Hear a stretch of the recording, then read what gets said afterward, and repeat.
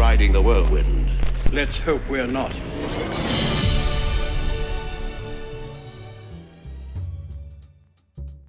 Have you ever wanted to revisit the aisles of yesteryear? Today we're unlocking the Nostalgia Vault to reveal 25 more grocery items that'll have baby boomers saying, "I remember that." So grab your shopping list and get ready for a blast from the past. The greatest invention since the napkin. Remember SpaghettiOs? That quirky canned pasta that promised to be less messy than regular spaghetti? The classic kids' meal SpaghettiOs looked so unappetizing in any form it comes in that it's hard to believe its popularity. While the saucy launch isn't as unhealthy as you might assume given its interesting appearance, the meal is barely less messy than the dish the canned version is trying to mimic. Reheating the can of charmingly shaped pasta in a microwave is a valid option, but causes increased distaste in flavor, smell, and appearance. Basically, SpaghettiOs are a shock to the five senses. Plus, the slivers of flavor that existed in the original can is surely decimated after a nuke. SpaghettiOs is an American brand of canned ring-shaped pasta in tomato sauce. It is marketed to parents as less messy than regular spaghetti. More than 150 million cans of SpaghettiOs are sold each year. They are sold in tomato sauce with additions including meatballs, pieces of processed meat resembling hot dog slices, beef-filled ravioli, and calcium-fortified spaghetti. While SpaghettiOs is a trade name, the equivalent prepared dish made by various manufacturers is available in many countries as spaghetti hoops, spaghetti loops, or spaghetti rings. Number 24. Girl Scouts Savannah Smiles. Those Girl Scout Savannah Smiles, the lemony delight that brought a burst of sunshine into every bite. Girl Scout cookies are legendary, iconic, and beloved. The cookies available today have come a long way from those sold in 1917, which were homemade cookies made for a bake sale to raise money for the girls. That idea became popular enough to warrant having a commercial bakery produce the treats and have the Scouts sell them personally.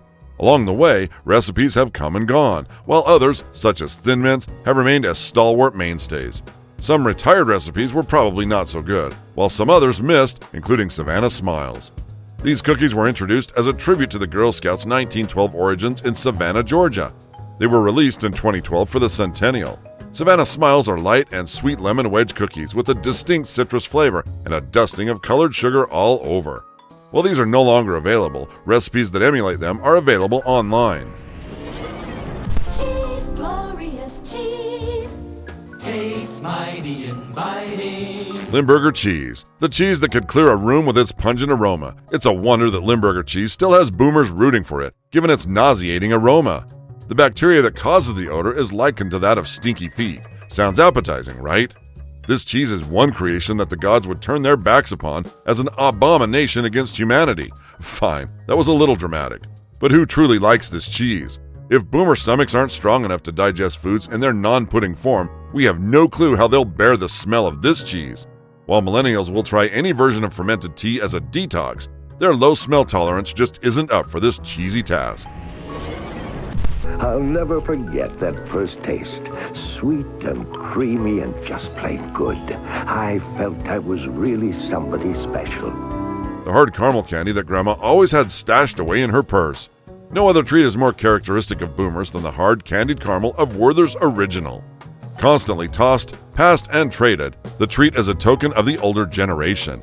Even though it's probably one of the worst candies to ever exist, everyone seems to recognize the package and remember their grandmother pressuring them to take one from her crystal bowl. Unfortunately, the hard candies are terrible for dental health. You probably saw that one coming. On top of an increased chance for gum disease, if there's already a lack of dental hygiene, the prolonged dissolving process is sure to lodge that tasty sugar directly between the teeth and burrow through the enamel to form painful cavities.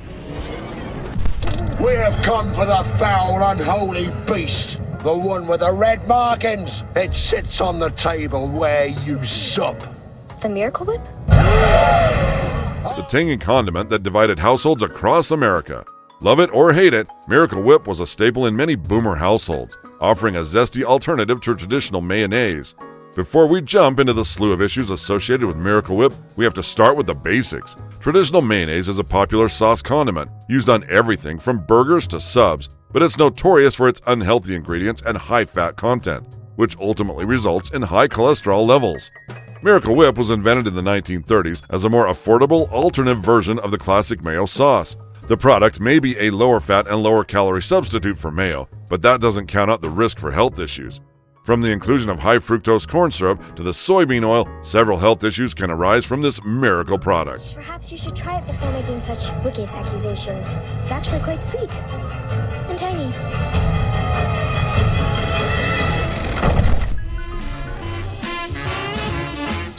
Where there's life, there's fun. Just read the label, that's all you do. The reasons will be plain to you. Budweiser beer will be your choice. The quintessential light beer of a bygone era, loved by some, reviled by others. This beverage sparked debates over taste and affordability at countless gatherings.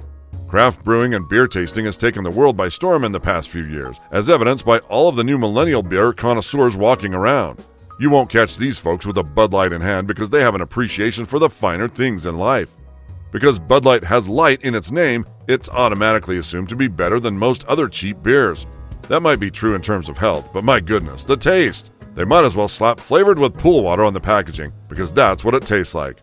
On top of its flavor, most light beers are stupidly overpriced. And because it takes more drinks to get you tipsy, you're not really saving that many calories in the long run. Doesn't sound like it's worth the sacrifice. Nice job in there, Larson. You saved the account.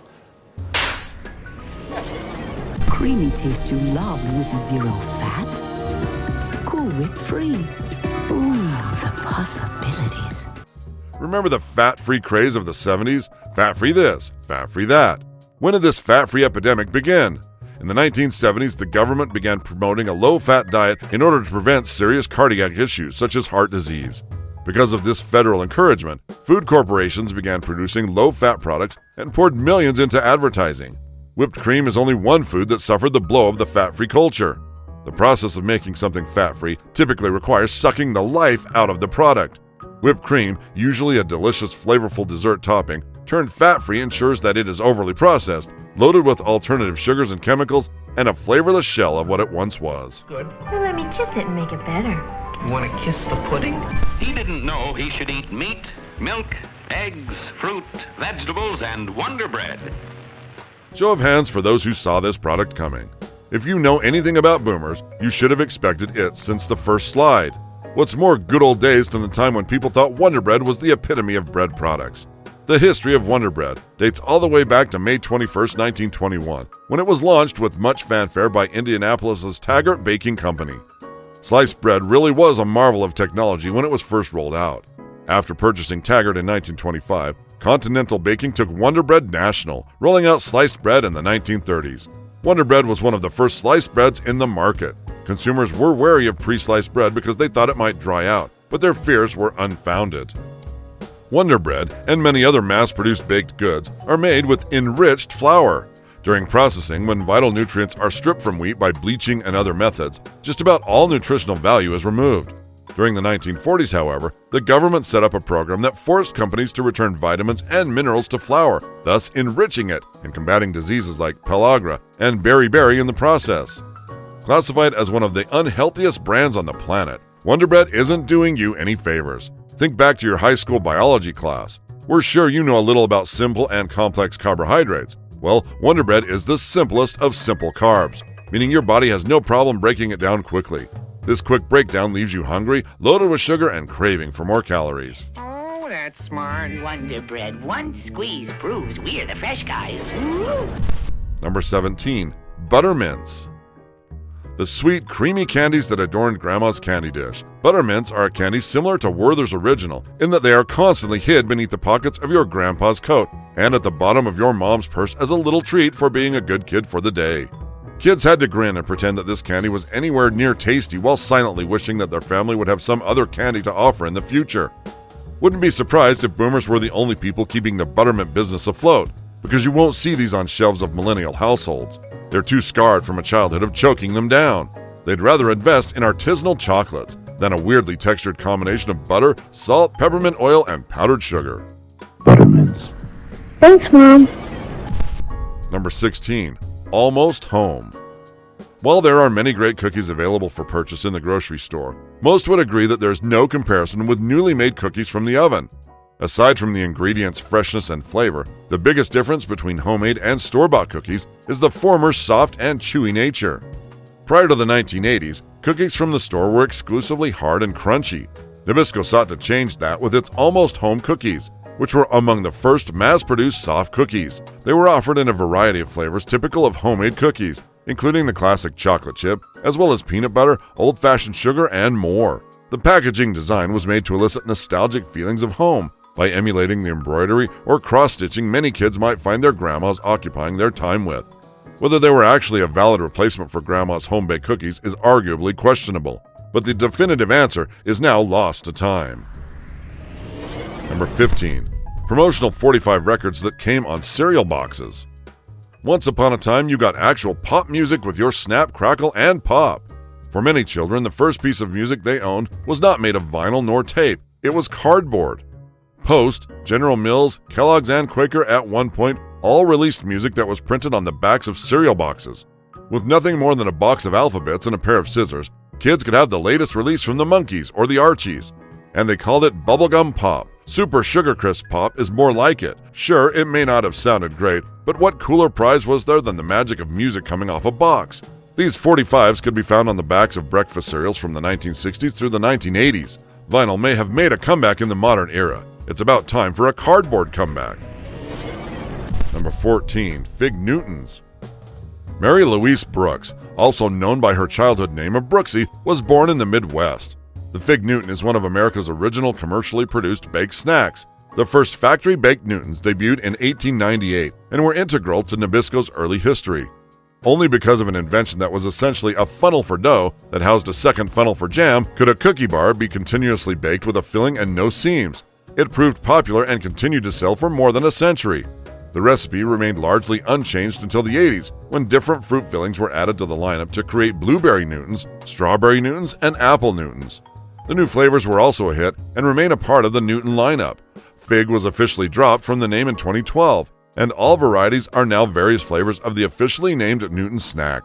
With the changes to the name, the apple flavor was dropped. However, you may be confused about this and may have seen apple Newtons at the store recently. Indeed, baked apple and cinnamon Newtons are currently available, but the recipe is different and maybe just not the same as the one we remember. Number 13. Betty Crocker Spoon and Bake.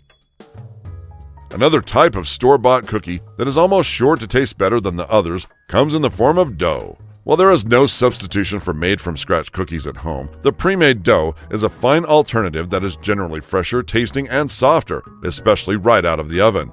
You can find several varieties of cookie dough in your local supermarket's refrigerated section, with chocolate chip, peanut butter, and sugar cookies among the choices from Nestle, Pillsbury, and more. Whether Betty Crocker currently sells refrigerated cookie dough may require a trip to the store to double-check.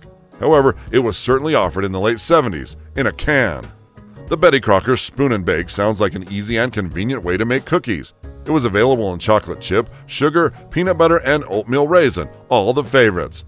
The concept is easy enough. Just spoon it out, place it on a tray, and bake. However, for those with weak self-control, this looks like an awfully dangerous product. With a can of delicious cookie dough in the fridge with a resealable lid, there's little to stop you from scooping out a cookie's worth or two every time you pass through the kitchen, eating hundreds of calories of sugar in no time.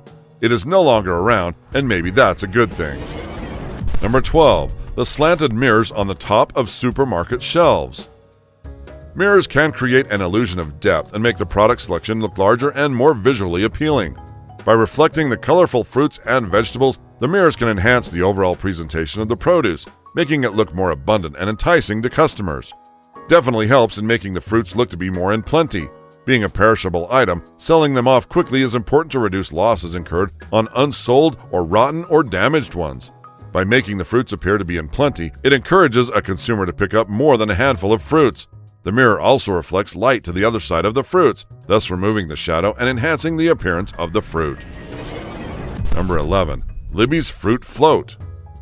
Libby's Vintage Fruit Float debuted in 1974 and was a canned mix containing pieces of real fruit that, when mixed with milk, made a light and fruity pudding-like dessert. The 30-second Fruit Float, everybody's favorite real fruit dessert. Just pour a can of fruit float into a bowl, add fresh cold milk, stir for 30 seconds, and it's ready to eat. 4 servings. Fruit Float comes in 8 real fruit flavors.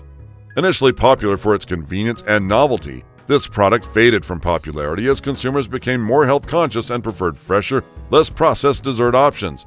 Libby's Fruit Float remains a nostalgic memory for those who enjoyed its unique texture and taste. Drop of fizzies in a glass, watch the magic come to pass. Fizzies bubble and fizz, they're so exciting. Bring the wonderful world of fizzies into your own house. Once upon a time in the 50s and 60s, there was a popular drink tablet that fizzed when placed in water. Fizzies were invented by the Emerson Drug Company. The idea derived from scientists working with chemical formulas similar to bromo seltzer and wondering if a fun fruit-flavored drink could be developed the same way. Wouldn't it be grand if we could drop a tablet in a glass of water and have an instant soda pop? After long hard work, they finally figured out how to combine the right combination of fruit flavoring, sweetener, citric acid, and sodium bicarbonate, a substance that is much like baking soda, into a magical tablet that when dropped into water, turned water into an instant sparkling effervescent fruit drink. Fizzies offered a fun, novel way to create a carbonated drink by dropping a flavored tablet into water. Fizzies transformed plain water into a bubbly soda-like beverage with a simple addition of a tablet. Available in various fruity flavors, these effervescent tablets were a fun way for kids to make their own drinks. Fizzies were made in grape, cherry, orange, punch, berry, lemon lime, and root beer flavors, and 8 tablets cost 19 cents. Unfortunately, Fizzies contained the sugar substitute cyclamate. In 1968, the FDA banned the use of cyclamate, citing research showing that cyclamates caused cancer in laboratory animals, and the company went out of business. They returned in the mid-1990s, containing NutraSweet, a substitute 200 times sweeter than sugar. A new company purchased the formula and reintroduced them to the market in 1995. It was short-lived because the company went out of business and all the inventory was gone by late 2001. Enough of it, not too sweet, just one little calorie. Jab after jab. Number 9. Tab Cola. Introduced as Cola's first diet soda, Tab gained a loyal following in the 70s among calorie-conscious consumers. Its distinctive taste and branding made it a cultural icon of its time. Coca-Cola's marketing research department used its IBM 1401 computer to generate a list of over 185,000 four-letter words with one vowel, adding names suggested by the company's own staff. The list was stripped of any words deemed unpronounceable or too similar to existing trademarks. From a final list of about 20 names, Tab was chosen, influenced by the possible play on words, and shortened to Tab during development. And designer Sid Dickens gave the name the capitalization pattern TAB, used in the logo. Tab has been reformulated several times. It was initially sweetened with cyclamate. In 1969, it was changed to saccharin. At the height of its popularity, the Tab name was briefly extended to other diet soft drinks, including Tab Lemon Lime, Tab Blackberry, Tab Ginger Ale, Tab Root Beer, and Tab Orange. Tab's popularity began to decline in 1982 with the introduction of Diet Coke. A formula version in 1984 blended saccharin with a small amount of aspartame. This is the formula that is currently marketed in North America. Caffeine-free Tab was introduced in the 1980s with little fanfare and disappeared soon afterward. It eventually became a relic of the past, representing the diet trends of a bygone era. Number 8. Canned hamburgers. In the 1970s, food companies introduced one of the more unusual convenience foods, canned hamburgers. These were marketed as ready-to-eat meals for campers and emergency kits but never gained significant mainstream acceptance due to quality concerns. These fully cooked hamburgers were sealed in cans, much like traditional canned meats, providing a quick meal option that only required reheating. Say you've been walking all day in unforgiving weather. One of these burgers can be placed into a pot of boiling water to be heated up after the paper label is removed, or the burger itself can be taken out of the can and laid onto a heated pan to cook. The smell of the sesame seed topping burger is sure to reward any hungry eater eagerly waiting to dig into a hot meal. For the average person sitting at home, however, there are more likely better options. Is a canned burger going to rival a freshly cooked and seasoned burger taken straight off your backyard grill? Probably not. But if you are planning on an extended camping trip or have decided on stocking up on emergency supplies in your home, canned burgers may not be a bad call after all. The concept of a canned burger was a novelty that played into the era's fascination with convenience foods and the burgeoning fast food culture. Despite the practicality it offered in terms of shelf stability and ease of preparation, the idea of a hamburger coming out of a can was met with mixed reactions. The idea of meat in a can has largely fallen out of favor, making canned hamburgers a curious footnote in culinary history. Number 7. Jell-O 1-2-3. Jell-O 1-2-3 was a dessert that magically separated into 3 distinct layers as it set: a creamy top, a mousse middle, and a clear gelatin base. Kraft introduced Jell-O 1-2-3 labeled as gelatin with 2 toppings to unassuming American markets in 1969. This was a period during which Kraft had adopted some unearned hubris about the greater appeal of Jell-O. The Jell-O 123 would come in 5 flavors: strawberry, raspberry, orange, cherry, and lime. The common criticism against Jell-O is that it lacks weight or give. The Jell-O 123 seems engineered as something of a rejoinder to that lazy critique, supplying you with substance and weightlessness in equal measure. It was intended as a high-end dessert to cap dinner. Its first ad above was appropriately soothing and only gently bizarre. Its undertones were politely futuristic rather than outwardly dystopian, even if the dessert's ingredient calculus may have you believe otherwise. This product was loved for its novelty and ease of preparation, offering a fun and attractive dessert option. Despite its initial success, Jell-O 123 was phased out as preferences shifted towards simpler, more natural dessert options. It remains a fond memory for those who grew up in the 70s. Number 6. Cereal Box Prizes. Breakfast cereals are known for being bright and colorful, which makes sense. During the mid-20th century, cereal started to be marketed more for kids than any other demographic, with colorful packaging and memorable mascots making their first appearances. But perhaps no phenomenon exemplified this approach more than the rise of toys and prizes nestled amid the cereal itself. For decades after, cereal box prizes, toys like figurines, video games, and eating utensils were de rigueur, an integral part of the American breakfast experience. This led to plenty of arguments about which were the best cereal box prizes of all time. Kids who grew up in the 1950s through the early 2000s were accustomed to the treasure troves hidden at the bottom of cereal boxes. They discovered things like plastic cartoon figurines, bike reflectors, and even glow-in-the-dark pens and terrariums, for real. But in the mid-2000s, in-box cereal prizes began to slowly die away. There isn't a clear-cut singular reason for this. It was likely a combination of factors, such as environmental reasons, meaning less waste, the possibility that some toys could break and become choking hazards, and companies wanting to cut extra costs.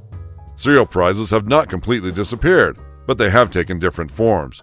Today's cereal boxes rarely contain the same level of surprise, reflecting changing market tactics and consumer expectations. Instead of toys, kids have had the opportunity to collect comic books, or even been QR codes to access games and activities on their smartphones and tablets. In 2020, General Mills did put toy figures in some of their cereal boxes in sort of a throwback promotion. While it's hoped that a whole new generation of youngsters got the thrill of digging deep down into their freshly opened boxes of cereal, it's also just as likely that their parents scooped up the boxes to relive their childhood antics. It's called Shake and Bake, and it keeps the juice from getting out. Shake and Bake introduced an innovative way to prepare breaded meat without frying, offering a healthier alternative that was both convenient and tasty. The product included a bag and seasoning mix, where meat could be shaken to coat before baking. Its popularity soared in the 70s thanks to its convenience and the iconic advertising slogan. While it remains on some shelves today, its popularity peaked in the 70s as a symbol of modern home cooking. Shake and Bake now competes with a myriad of pre-seasoned and ready-to-cook options available in modern supermarkets. While still available, Shake and Bake's prominence has faded as home cooks have become more health-conscious and interested in diverse global cuisines. Number 4. Body on Tap Shampoo. Body on Tap was a unique shampoo that boasted real beer as one of its main ingredients, claiming to harness the natural proteins and enzymes in beer to nourish hair. Body on Tap was manufactured by pharmaceutical giant Bristol Myers, and for 7 glorious years, the general public had access to beer shampoo that was 1/3 Budweiser and 2/3 endorsed by pre-Alec Baldwin Kim Basinger. Despite their objections to any BOT co-marketing initiatives, the fine people at Anheuser-Busch were kind enough to denature the beer with formaldehyde so it wouldn't be taxed as alcohol. However, they did this very secretly, out of the eyeshot from most workers, and they prohibited the undrinkable product from being moved in marked Budweiser trucks. For perspective's sake, this is the same company responsible for Bud Light Lime. Despite its novelty and the initial buzz it created, the concept of washing hair with beer did not maintain its appeal, leading to the product's eventual discontinuation. Consumers today tend to prefer more traditional or scientifically proven ingredients in their hair care products.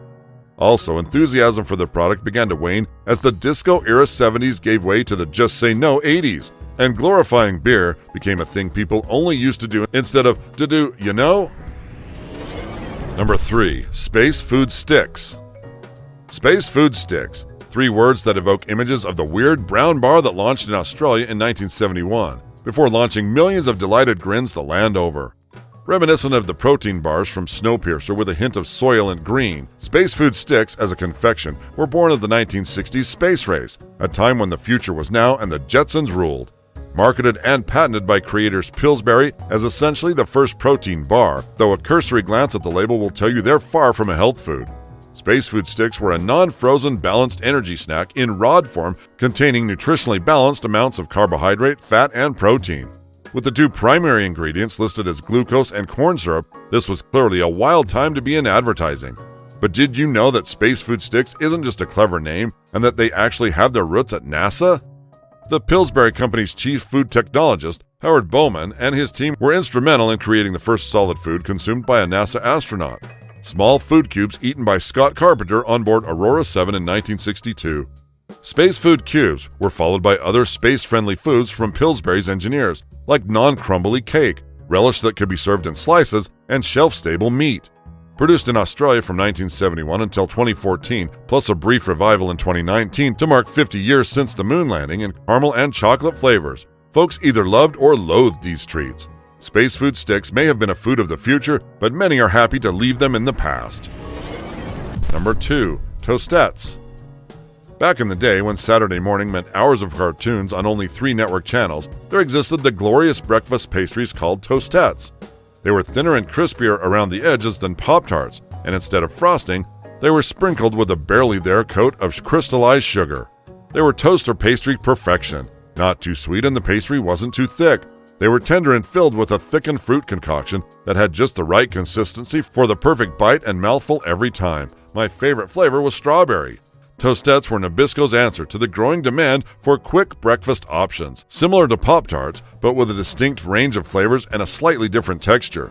These toaster pastries were quick, convenient, and popular among those rushing to get out the door.